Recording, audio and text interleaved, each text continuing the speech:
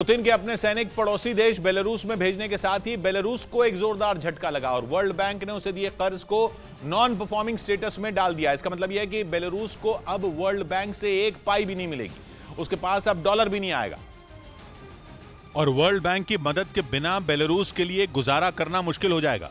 Belarus पर world bank से लिए 684 लाख डॉलर यानी भारतीय रुपयों में लगभग 563 करोड़ रुपए बकाया हैं। जंग की शुरुआत से ही बेलारूस रूस का लॉन्च पैड बना हुआ है और कुछ दिन पहले तो उसने यह ऐलान तक किया था कि रूस के लगभग 9000 सैनिक उसके यूक्रेन से लगने वाले बॉर्डर पर तैनात होने जा रहे हैं। रूस के कई सैनिक बेलारूस पहुंच भी चुके हैं।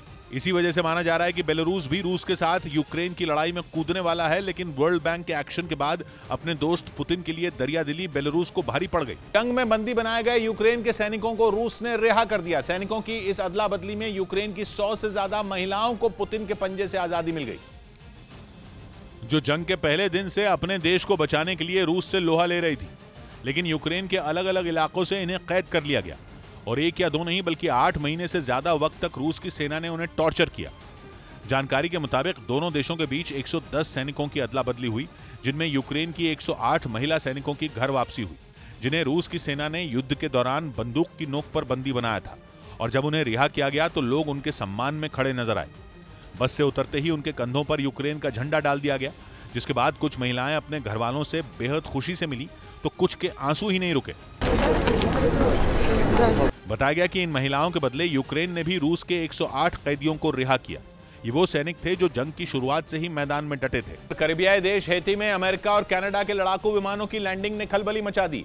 अमेरिका और कनाडा ने दावा किया कि उन्होंने हैती की मदद के लिए वहां अपने विमान भेजे थे, लेकिन हैती में लोगों को इसे अपने देश पर कब्जे की कोशिश बता दिया, क्योंकि अमेरिका और कनाडा के जो मिलिट्री एयरक्राफ्ट हैती में उतरे वो सैन्य साजो सामान से भरे हुए थे।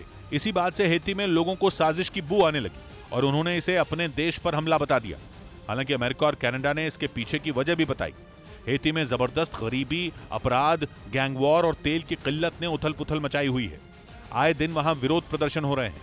हैती अमेरिका और कनाडा के पास है, इसलिए दोनों देशों ने कहा कि उनके जहाज हैती की नेशनल पुलिस को बख्तरबंद गाड़ियां और कुछ दूसरे मिलिट्री उपकरण डिलीवर करने के लिए गए थे, ताकि वो राजनीतिक, आर्थिक और सुरक्षा संकट से अपने देश को बचा सके। जम्मू कश्मीर के शोपियां में आतंकियों ने 2 मजदूरों की हत्या कर दी। पुलिस के मुताबिक आतंकियों ने ग्रेनेड से यह हमला किया, जिसमें दोनों मजदूर अपनी जान से हाथ धो बैठे। हमले के फौरन बाद पुलिस और सुरक्षा बल ने मिलकर सर्च ऑपरेशन चलाया और इस मामले में 2 लोगों को गिरफ्तार कर लिया, जिनमें एक आतंकी संगठन लश्कर-ए-तैयबा से जुड़ा बताया गया। जो घिनौना जो कराना हरकत किया है, उसी टाइप का हम लोग जवाब देंगे। हालांकि पुलिस उस आतंकी को धर दबोचने के काम में जुटी है, जिसके कहने पर वहां ग्रेनेड प्लांट किया गया था। मध्य प्रदेश के छतरपुर से एक दिल दहला देने वाला मामला सामने आया, जहां मोबाइल चोरी के शक में एक आदमी ने बच्चे को कुएं से लटका दिया, जिसका वीडियो वहां मौजूद कुछ लोगों ने बना लिया, जिसमें वो एक हाथ से पानी से भरे कुएं में 9 साल के मासूम को लटकाते हुए नजर आया।